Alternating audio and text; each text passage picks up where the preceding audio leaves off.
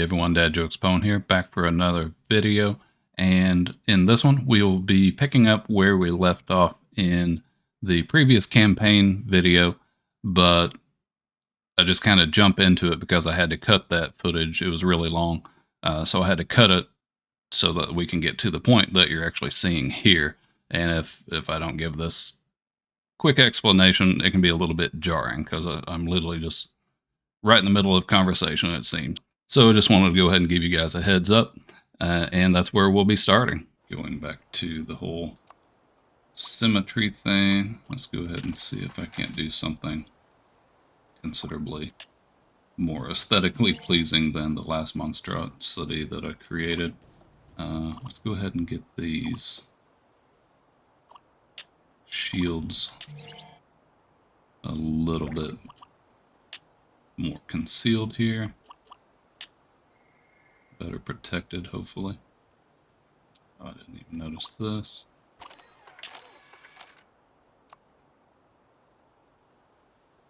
And frankly, this is exactly the great thing about this game, is just kind of figuring out exactly how you want to lay out your tech, how you want to protect these integral parts.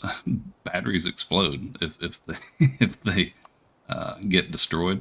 That's not ideal. You definitely don't want components of your techs exploding, as you can well imagine. So you definitely want to protect your tech as well as you possibly can from any sort of damage that could happen. And let's go ahead and pull that off. I don't really care about that very much.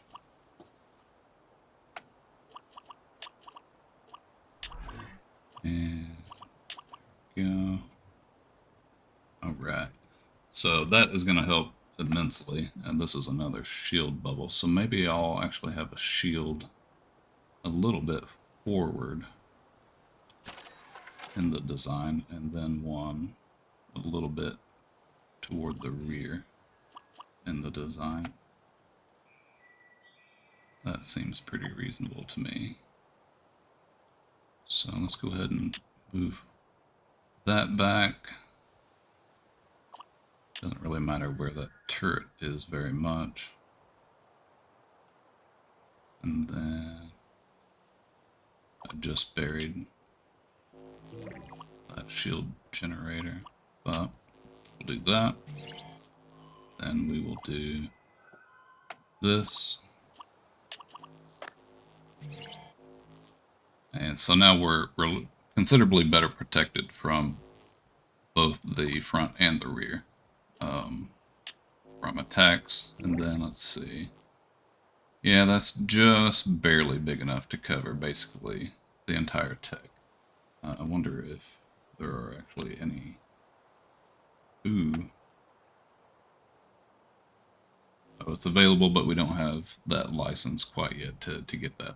So the reason I was excited about this is this piece, the remote charger, is actually kind of like this thing. It zaps power from it over into batteries, so that you can recharge your batteries without actually having to pull the batteries off. It's just a super easy and convenient way to transfer energy from one tech to another. It's actually really sweet. Alright, suck that up. And then let's go ahead and deck this thing out with some more firepower. I definitely feel like that's going to be necessary. Let's see how many weapons we've gotten. Okay, a reasonable amount. And my apologies, I don't really know how well you guys are going to see this, since it is, again, nighttime. Just kind of muddling through this really quickly. I'm kind of happy to get these 3-pound cannons. They're considerably more powerful than these little pew-pewers that we have at the moment. So hopefully they'll make a nice impact, both literally and figuratively in this case. Let's get some of these little lasers. they're pretty good. As a matter of fact, let's do it like this. Oops. There we go. It helps if it actually faces forward, believe it or not. And then we can do this. Alright. So that's a pretty decent amount of weaponry that we're packing on this guy now. So it should hold up fairly well against, I mean, certainly not everything in the game, but it should help get us by for a little while, up until we can continue expanding the firepower. And again, this is not going to be symmetrical. It's hurting me down to my very soul, as a matter of fact. And if I could, I would buy another one of, oh, I can. Alright. Buy one. Buy one. And again, letting the OCD win. But sometimes it's just better than suffering through it. And those of you who are in the same boat with me absolutely get it. Let's see, and I'm sure there are more than a few of you out there in YouTube land who are right there with me. Let's see.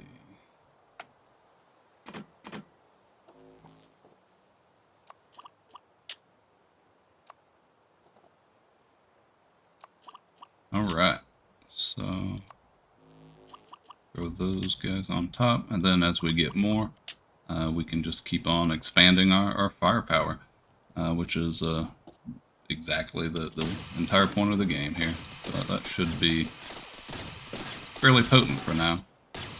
And I hope I have the sound balanced well. Let me know in the comments if I've managed to balance the sound out. I did spend some time trying to get the sound to work, so let's hope for the best.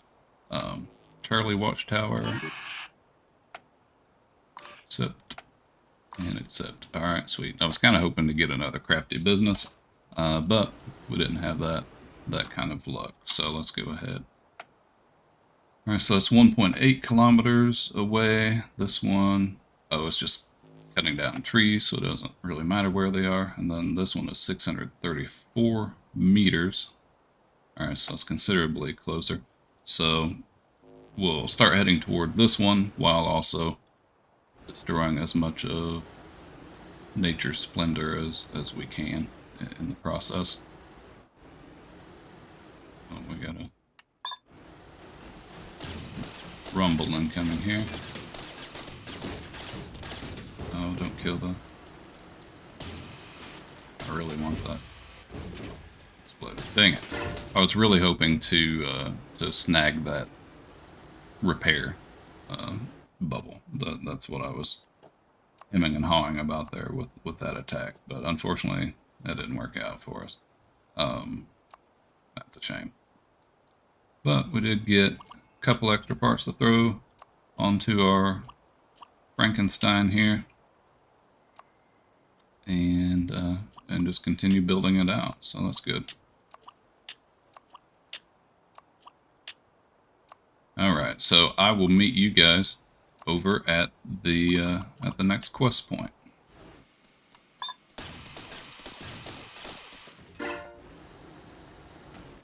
Alright, so we are about to finish the tree killing mission. We'll see what drops for us here. I'll get some more GSO stuff. Ooh, that's actually pretty exciting. This is an anchored furnace generator, which is actually really sweet because I'll go ahead and attach it here and show you. So when we anchor up, now we have the ability to feed stuff into it, and it'll actually burn the resource, and it does have to be a resource which does provide power. So of course wood, and then there are a couple of other types of resources which will do it. But we now have the ability to generate our own power if it isn't daytime. At nighttime, obviously, solar generators don't work at all, and therefore you need some other source to take care of that for you. So I can throw that on there and put these resources over here, and it'll burn them up. And so this is an example of a resource which doesn't work. It can't use rubber to actually burn. I'm fairly certain. We're about to find out here in a second. It does take a little while for it to actually burn through the resource. So that's why this one was just hovering over the top of the filling hole. Yeah, so I was right. But it will go ahead and accept that one, as you can see there. So that's pretty sweet. I really like these. There are actually a variety of other different ways to generate power to refill your batteries in the game as well.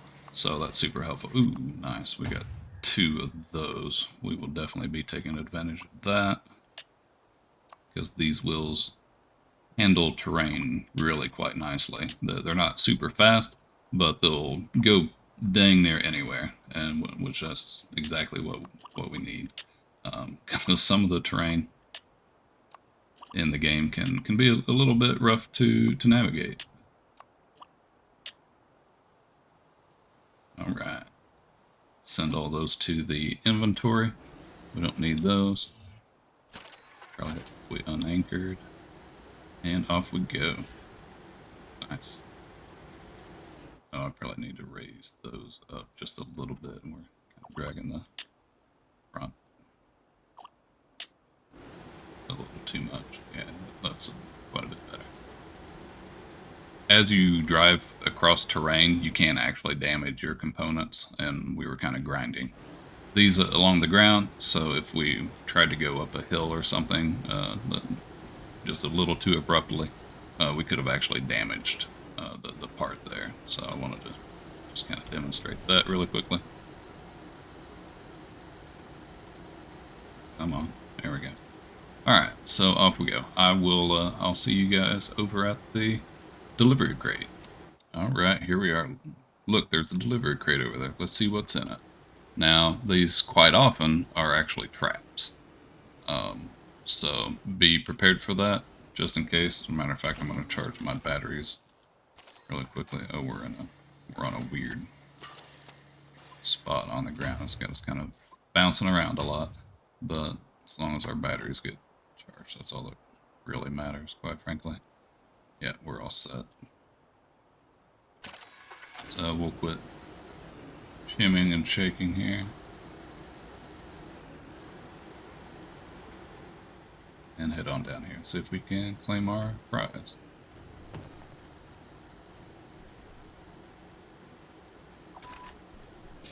Okay, so this one was not a trap. Sweet.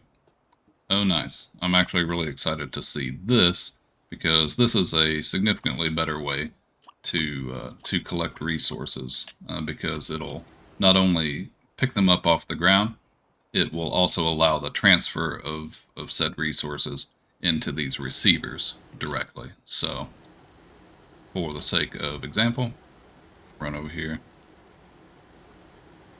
run over a tree, let it suck up those resources, and then we will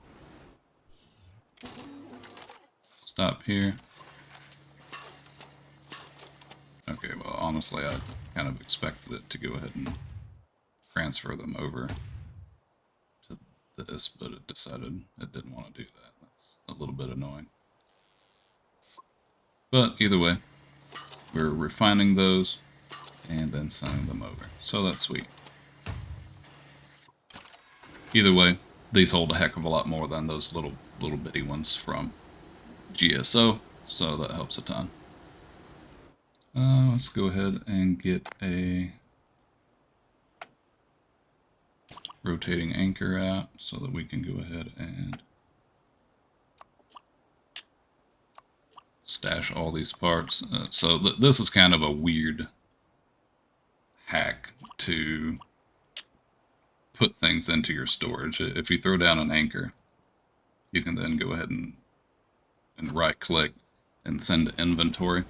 It's just the easiest way to kind of finesse things into your inventory, um, and and kind of work your way to having well, obviously a bigger inventory so that you can build more and bigger techs along the way. So now we're going to head over. Agent POW is another pretty important set of quests. So I'm going to go ahead and head over there. We'll do that quest, and then I'll probably leave you guys with another tech from my main save, as just kind of another idea of where we're heading in the series and what can be done. Because again, just so much potential in this game, and I'm really excited to be sharing it with you guys as we take out that poor little guy. Just a word of advice, and it applies really well to real life. Usually, it's a bad idea to pick on something way bigger and stronger than you are. Just putting that out there. I'll see you guys once we get to Agent POW. I may swing by this trading station really quickly to see if there are any good quests there as well. Oh, give me a break. Answer. Seriously.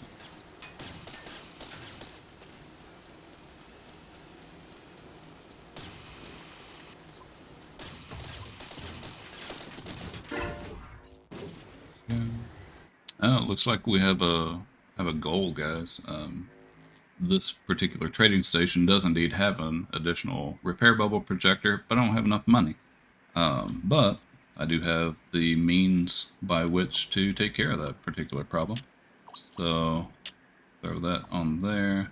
Let's go ahead and put that in the inventory so it's safe. And I'm going to spend a few minutes here just gathering up resources so that I can go ahead and proceed to get a little extra money. Alright, here we are, one nature-destroying rampage later, and we have saved up enough money to go ahead and buy that shield that I wanted. So, I'm going to go ahead and do that. Now, realistically, I would have been a lot wiser to just hold up. Oh no, we're getting attacked. Let's get that in place quickly. There we go. Luckily it's just a little dinky guy, so it wasn't that big a deal. Alright. But, as I was saying, ordinarily, I would really prefer to just go ahead and just find the part and take it.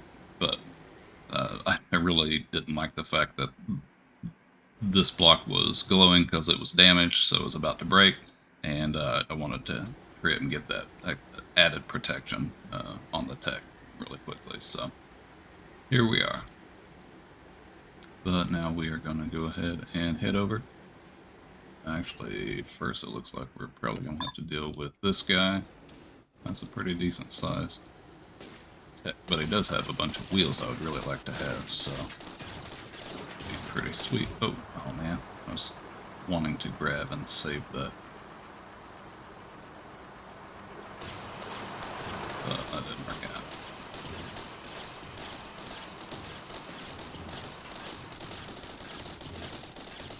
Early days, this is kind of what combat looks like. Unfortunately, no. Dang it. Man, that was so annoying. Alright, so we killed that. So there's clearly another cab. That right there is probably the cab in this piece. Let's try to preserve.